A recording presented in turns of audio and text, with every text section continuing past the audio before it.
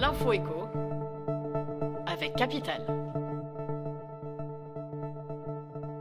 On commence par la surprise du jour. La Renault Zoé est la voiture électrique d'occasion la plus vendue en France. Avec 10 845 immatriculations, la petite citadine de Renault truste le podium sur ces 7 derniers mois. Elle devance la Tesla Model 3 et la Peugeot E208. Une situation positive pour le constructeur français.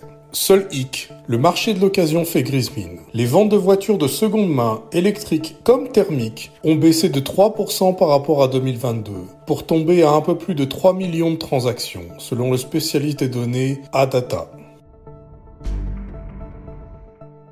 On enchaîne avec l'info pratique du jour. Les contribuables peuvent corriger leur déclaration de revenus jusqu'au 7 décembre. Pour cela, ils doivent se connecter à leur espace personnel sur impôts.gouv.fr. Revenus erronés, crédits d'impôt oubliés, beaucoup d'informations sont modifiables en ligne. En revanche, il n'est pas possible de rectifier son adresse fiscale, son état civil ou sa situation de famille. Autant d'éléments pour lesquels il est nécessaire d'écrire à l'administration via sa messagerie sécurisée. Pour les usagers qui utilisent un formulaire papier, apporter une correction est encore plus fastidieux, car il faut nécessairement remplir une déclaration rectificative et l'envoyer ensuite à son centre des finances publiques. Retrouvez toutes les infos sur notre site.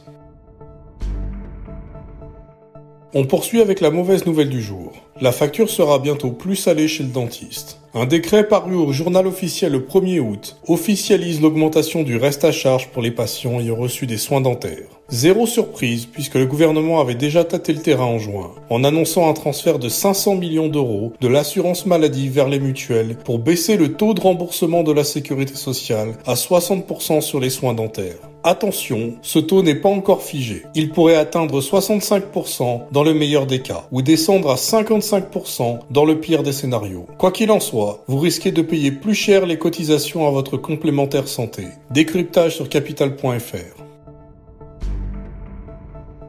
On termine avec l'info insolite du jour. La pluie fait bondir les ventes de ciré Saint-James. L'Hexagone a connu un mois de juillet très contrasté entre le nord-ouest et le sud-est, selon Météo France. Des chaleurs ardentes alimentées par un sirocco sur la côte méditerranéenne et un temps plus mitigé au nord et à l'ouest du pays, avec de la pluie. Une situation qui risque de perdurer encore quelques jours et qui fait le bonheur des vendeurs de ciré, à l'instar de la marque normande Saint-James. Entre juillet 2022 et juillet 2023, le volume des ventes de ciré a augmenté de 188% et de 20% pour les pulls, ce qui représente plus de 4300 pièces vendues en juillet contre 3500 l'année dernière à la même période pour la marque.